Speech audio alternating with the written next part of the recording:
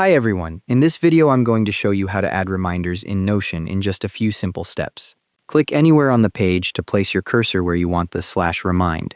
Type /remind to bring up the /command menu, which filters to show /remind options. Click date or /remind from the menu to insert a reminder block. The block appears with a default date and time.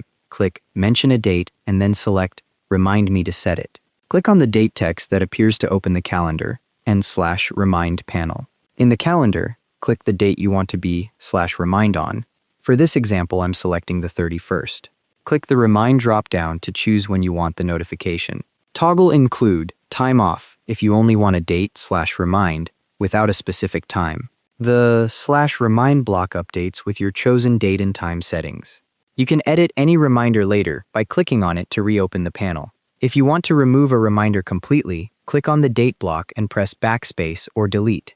Reminders will notify you in Notion and by email if you have notifications enabled in your settings. Check your notification preferences if you're not seeing them. You can also add multiple reminders to the same page by repeating the /remind command wherever you need them, and that's how to add reminders in Notion.